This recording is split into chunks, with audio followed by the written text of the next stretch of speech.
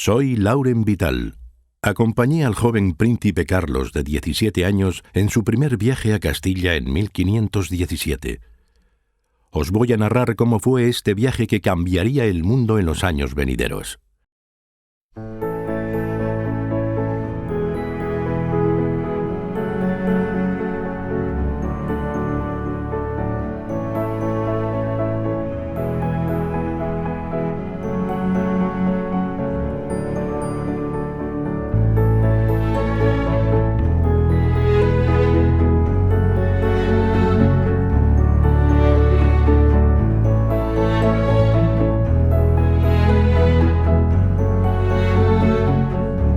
Todo comenzó en la ciudad de Gante, donde sus padres, la infanta Juana, hija de los reyes católicos, y Felipe, hijo de Maximiliano de Austria, se trasladaron para que naciera su heredero.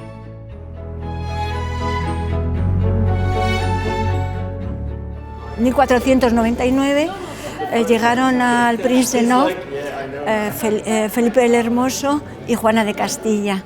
Entonces venían para pasar el invierno y habían elegido el Prinsenhof porque allí se había casado la madre de Felipe, María de Borgoña, con Maximiliano de Austria. Entonces lo habían elegido como lugar del nacimiento de su hijo. En la noche de San Mateo, en 1500, el 24 de febrero, pues nació ahí Carlos V y Gante pensaba que iba a obtener muchos beneficios, pero se equivocaba.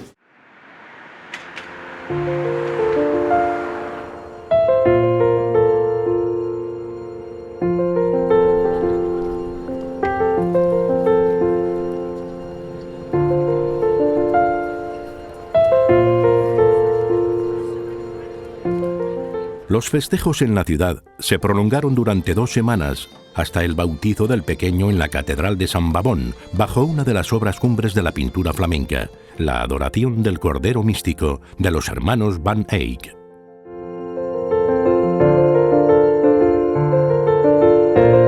Cuando Carlos no alcanza los 2 años de edad, sus padres viajan a España, y desde entonces la localidad de Marinas se convierte en una pequeña corte donde vive su infancia y juventud.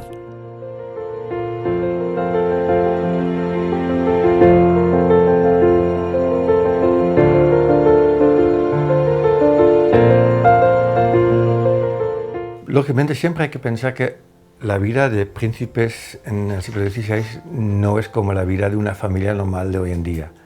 Entonces, calor humana, que la familia que va al campamento, que el padre le lleva al cole, esta imagen yo creo que nunca ha existido y entonces no se puede utilizar. Pierde su padre cuando tiene 6 años, su madre ya en aquel entonces se comunica poco con los hijos, eso sabemos con certeza, y luego, después de 1506, es que se van los padres y no vuelven. Uno se muere y el otro se queda en España. Y entonces se queda con la tía y con sus hermanas. A partir de 1500 va a ser el heredero de muchos imperios, muchos estados, muchos reinos. Y eso hace que, lógicamente, que tiene una posición desde muy joven extraña, porque de él depende tanto.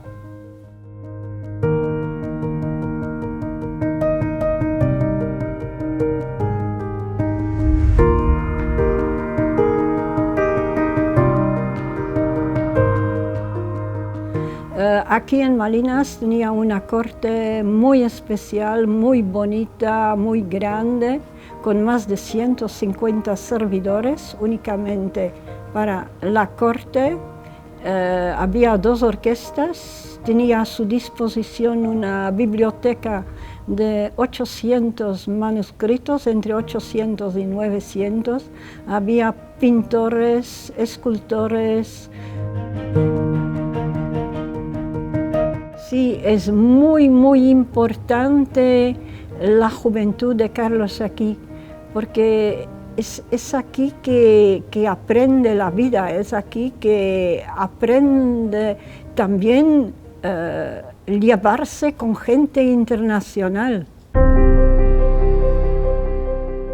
Cuando Carlos tiene 16-17 años, a través de Jean Sauvage, Erasmo se convierte en consejero directo de Carlos V. Erasmo de Rotterdam es la inteligencia, es la razón, es el humanismo cristiano más depurado y más elevado. Yo creo que atrae al emperador y a su corte porque representa la posible reforma del cristianismo en una idea de Europa unida. Miguel de Cervantes tiene una beta erasmista muy importante, es decir, el erasmismo como actitud religiosa, como actitud intelectiva y como ejemplo de vida, de estudio y de moral, sigue siendo una idea que va a permanecer y pervivir durante muchísimo tiempo.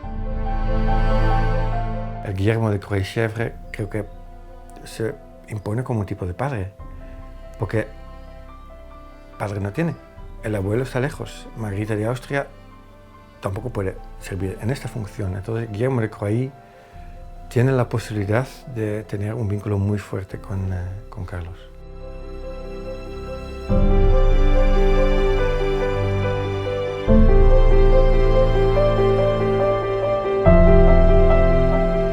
En 1516, cuando fallece su abuelo Fernando el Católico, los españoles estaban deseosos de ver a su nuevo rey y comenzaron a enviar cartas y embajadores pidiendo que viajara a España. Le envían una flota a Países Bajos de más de 30 barcos, pero Carlos y su corte se retrasaron en llegar a Zelanda y después fue imposible hacerse a la mar antes de que llegara el invierno.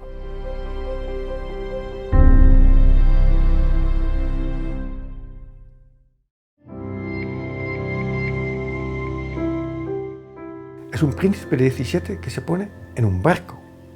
¿Qué iba a pasar si se muere el príncipe en el viaje?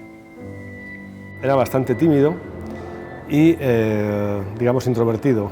No sabemos si es debido al prognathismo craneal que tenía, la mandíbula inferior era más larga que la superior, por lo tanto no articulaba bien, no ponía los dientes uno encima del otro, y no sabemos si es debido a eso que tienen cierta timidez. Carlos I, lo mismo que sus hermanas, eran muy aficionadas a la caza. Carlos, sobre todo, a la caza de jabalí.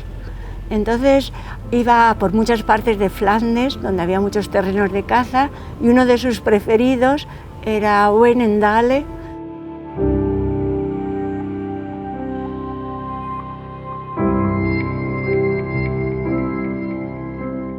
Cuando ya parecía que el viaje quedaba anulado ese año, cambió el viento y los pilotos, viendo que el aire estaba claro y la noche llena de estrellas, aconsejaron partir.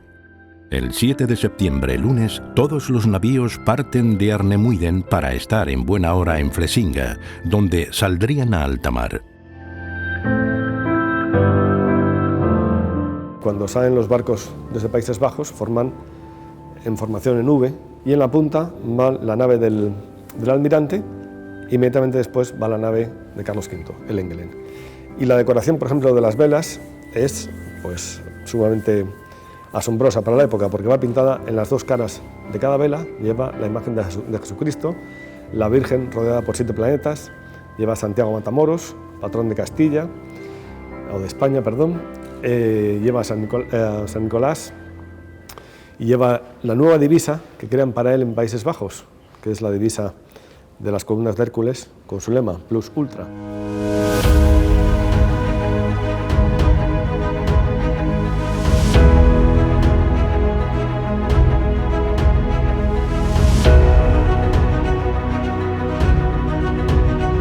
Cuando salen de Países Bajos, hay un primer momento en que encallan, sobre todo el Engelen se queda encallado en unos bajos que se llaman los ramequines, 6 horas hasta que sube la marea otra vez y le consigue sacar el barco que lleva las caballerizas del rey. En ese barco se prende por la brea, se quema y se hunde. Tras un viaje terrible, en el que nos vimos obligados a soportar grandes acometidas y encuentros de aguas, calmas chichas y vientos contrarios en los que el barco crujía en cada choque y donde se llegó a plantear regresar a Flandes, la flota avista tierra el 18 de septiembre. Tomamos tierra en un país desconocido y en un lugar donde nadie aguardaba la llegada de nuestro Señor.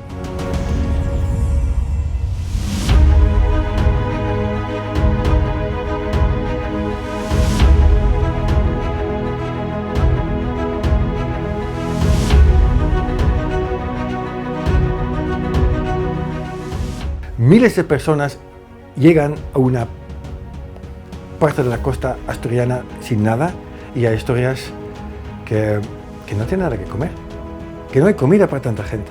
Entonces, el primer problema que se encuentra es encontrar comida para tanta gente y después el viaje también. Es que no es una zona donde hay ciudades, donde se ha acostumbrado a grupos de miles de personas que están ahí presentes. Pero caballos, todos los 100 soldados, ¿qué vas a hacer con ellos?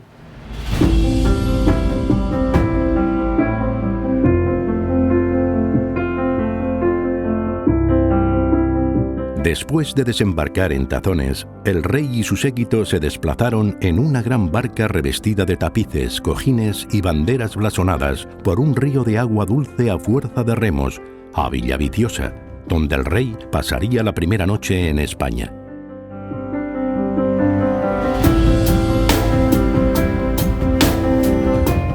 En esta tierra llena de altas montañas y valles, el rey duerme en las localidades de Colunga, Ribadesella, Llanes y Colombres.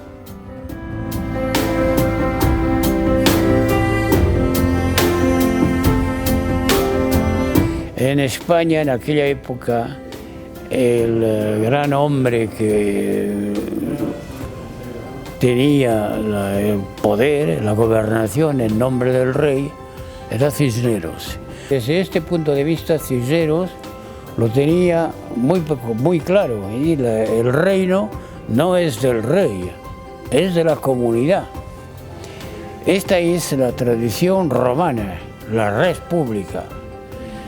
Y llega Carlos V con una tradición completamente distinta, la tradición dinástica, según la cual el reino, el poder, es un patrimonio familiar de la dinastía, de la familia, con el que él puede hacer lo que le da la gana.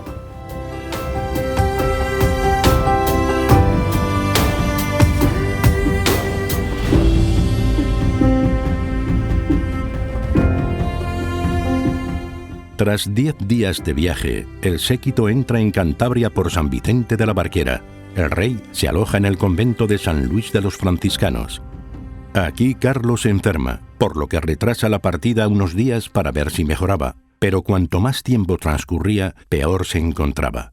Tras probar todo tipo de sortilegios y no mejorar, los médicos aconsejan que sería bueno cambiar de sitio y de aire, puesto que aquel aire marino le era contrario.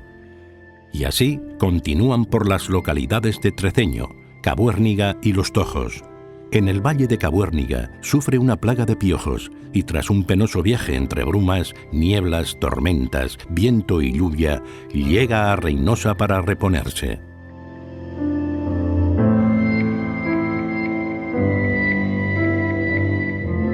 Pues los cortesanos se mueren en el camino. Muchos, se dice, del calor, de enfermedades, del vino demasiado fuerte de la región y la combinación de estos factores. Entonces, es un calvario en la llegada de la corte. No tenemos que pensar en fiestas.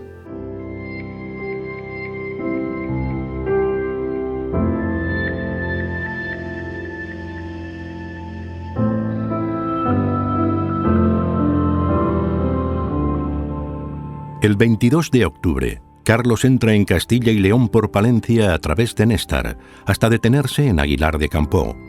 Allí le espera el obispo de Burgos. En plena Plaza Mayor, en la casa del marqués de Aguilar, permanece alojado 5 días, en los cuales visita el convento de Santa María la Real.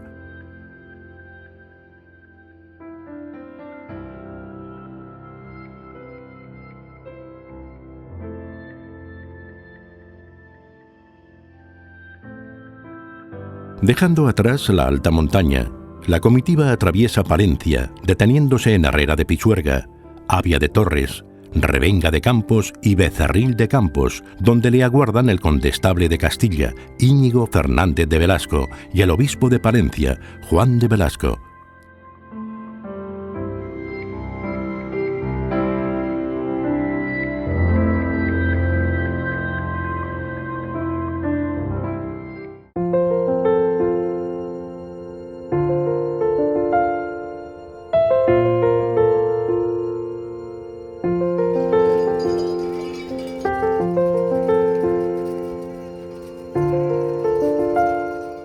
Castilla en aquel momento muchos estaban convencidos de que Carlos no vendría nunca, que sería rey nominal, pero que no pondría los pies en Castilla. Entonces contaban con que el verdadero jefe de Estado sería su hermano, Fernando, que había nacido en Alcalá de Henares y había sido educado por su abuelo, Fernando el Católico, y pensaba en esto. Y no fue así. Carlos vino.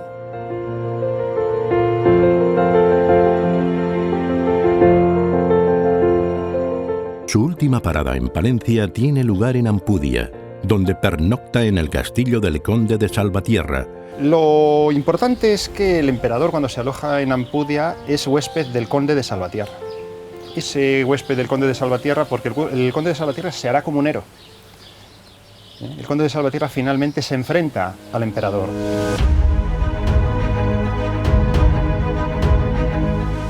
En la provincia de Valladolid entramos el 3 de noviembre. En Villanubla le aguarda el conde de Benavente con 300 hombres a caballo, y si no se acerca antes a Valladolid es por la premura en visitar a su madre Juana en Tordesillas. Es una de las primeras cosas que hace, lógicamente, ir a visitar a su madre. También, quizá por motivos políticos, porque lógicamente ella es la heredera verdadera. Y probablemente sí, eso sí me puedes imaginar, alguien que desde los 6 años no ha visto a su madre está lejos, sabe que existe, que vive, que tienes una figura mítica, que tengo madre pero está lejos, que creo que también puede ser dentro de su persona un tema muy interesante, muy importante de querer a verla. Y aún soy, por su designio, la reina de Castilla. Arrodillaos ante vuestra reina.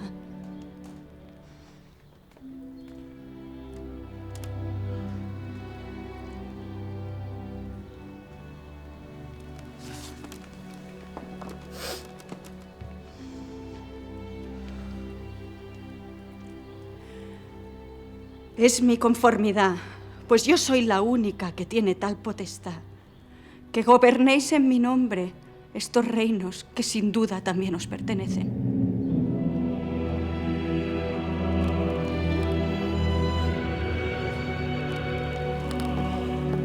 Nunca olvidéis quién sois y qué es lo que se espera de vos.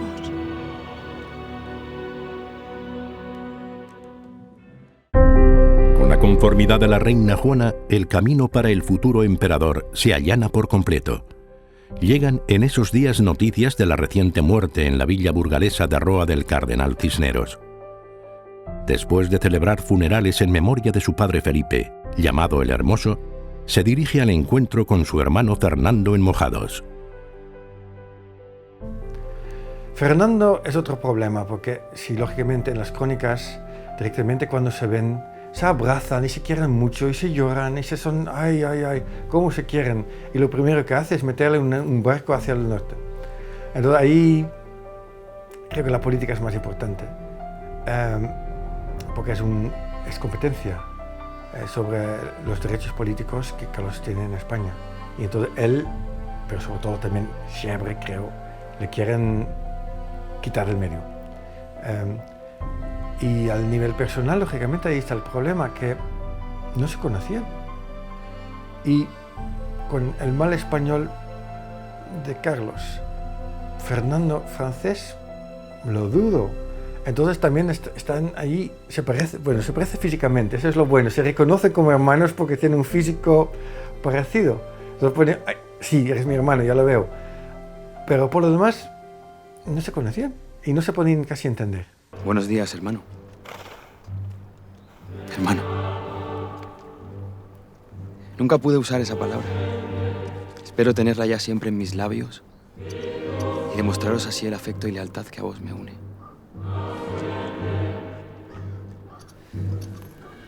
Aceptad el toisón de oro como muestra de los dones que deseo recibáis durante mi reinado.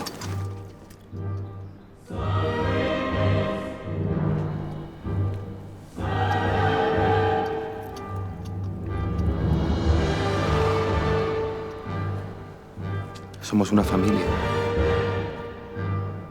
Así han de verlo todos.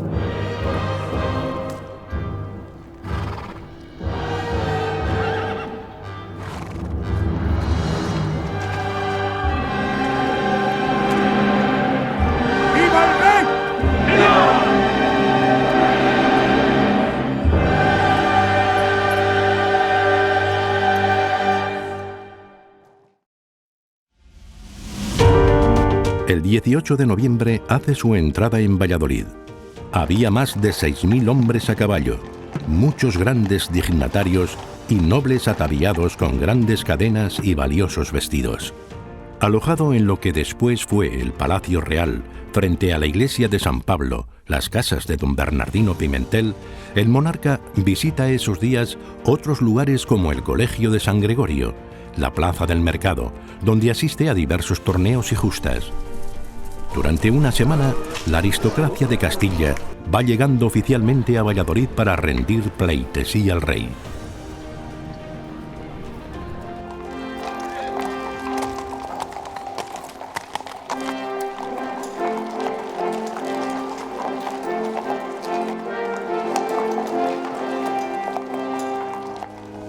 El 7 de febrero de 1518, a las 9 de la mañana, Carlos sale de su palacio en dirección a la iglesia de San Pablo para ser proclamado rey.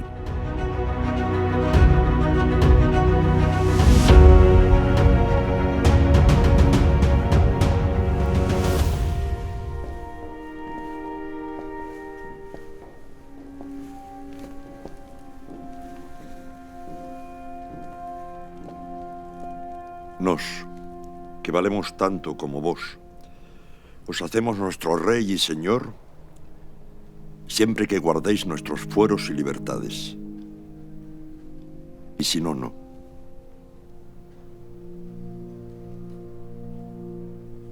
Juro.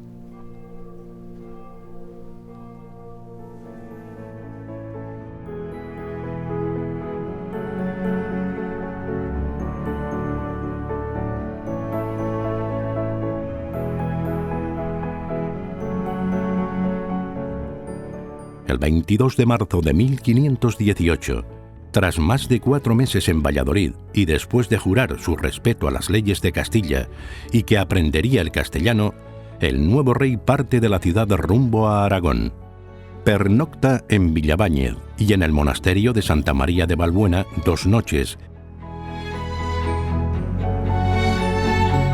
Su entrada en la provincia de Burgos se produce a través de San Martín de Rubiales.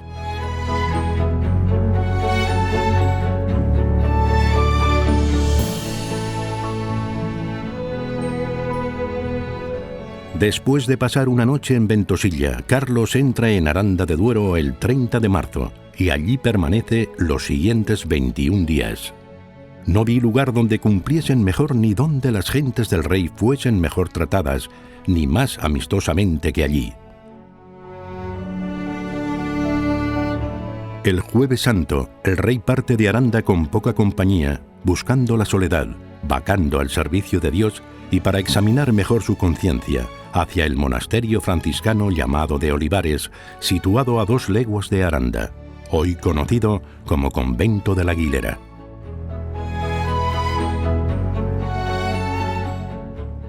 Él piensa que la única manera de tener un imperio con gente de tantos países diferentes es tener una religión común.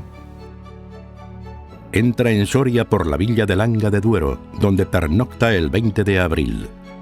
Sin descanso los días siguientes prosigue su marcha, deteniéndose sucesivamente en el burgo de Osma, Tajueco y Almazán, hasta abandonar la provincia por Monteagudo de las Vicarías, encaminándose a Zaragoza, donde juró su cargo como rey de Aragón a finales de julio. Que para muchos pueblos de Castilla hubo crecimiento demográfico y económico, y las iglesias están ahí para mostrarlo. Y yo creo que ha sido una época dorada para Castilla que después, hasta ahora, no ha vuelto.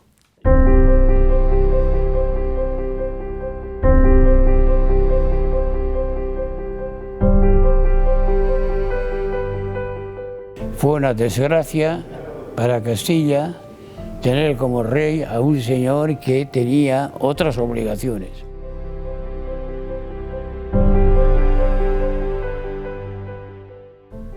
Que los flamencos, que los holandeses que en el 16-17 van a viajar por el mundo, van a aprender que hay otro mundo, Asia, América, en este viaje. Y van a encontrarse con musulmanes o moriscos si se han convertido al cristianismo, y con judíos o conversos si ya se han convertido al cristianismo. Y esos son mundos que no conocían para nada. España no era solo la España cristiana, era mucho más. Era una puerta a muchos mundos diversos.